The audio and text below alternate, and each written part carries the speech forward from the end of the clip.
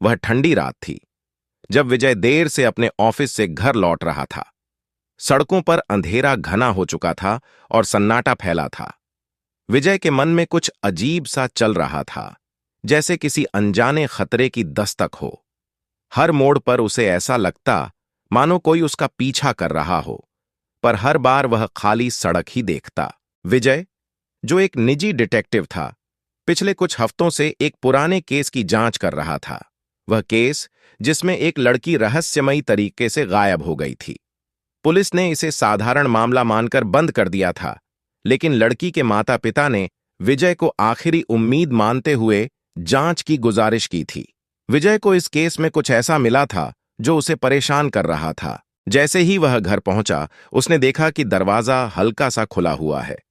उसे याद था कि वह दरवाजा बंद करके गया था। उसका दिल जोर जोर से धड़कने लगा। धीरे से दरवाजा खोलते हुए उसने अंदर झांका। पूरा घर बिखरा हुआ था। उसकी फाइलें, नोट्स सब फर्श पर पड़े थे। वह जल्दी से अपने ड्रॉवर की तरफ बढ़ा, जहां उसने केस की अहम फाइलें छुपा रखी थीं, पर वह भी गायब थीं। तभी उसकी नजर दीवार पर टंगी घड़ी पर पड़ी। घड़ी के पास एक कागज चिपका हुआ था। उस कागज पर लिखा था, अगर सच्चाई जाननी है तो कल रात उसी जगह आना जहां से यह सब शुरू हुआ था।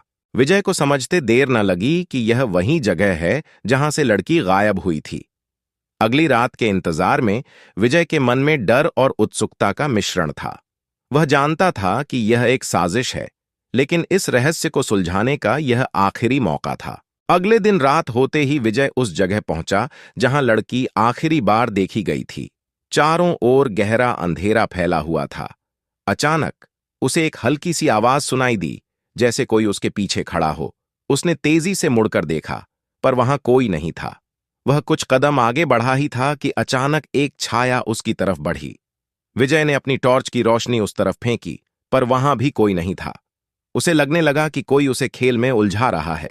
तभी उसके फोन पर एक मैसेज आया, तुम्हें सच जानना है तो पहाड़ों की तरफ जाओ। वहां एक पुरानी खदान है जो इस साजिश की जड़ है। विजय ने तुरंत फैसला किया और पहाड़ों की ओर बढ़ गया। खदान तक पहुंचने में उसे करीब 2 घंटे लगे।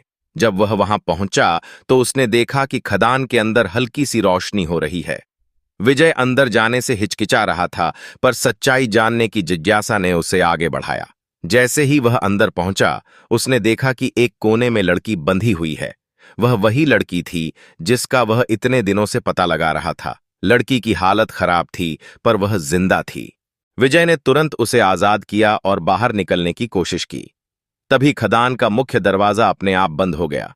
विजय के चेहरे पर चिंता की लकीरें उभर आईं।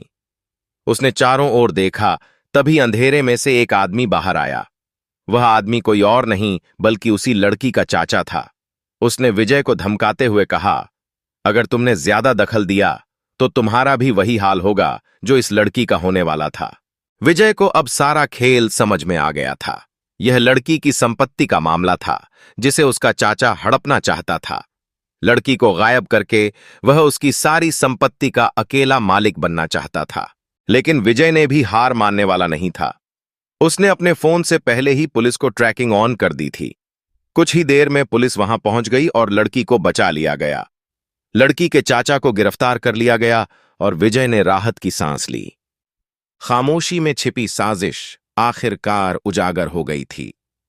विजय ने अपनी सूझबूझ और बहादुरी से न केवल लड़की की जान बचाई, बल्कि एक बड़ा षड्यंत्र भी खत्म किया।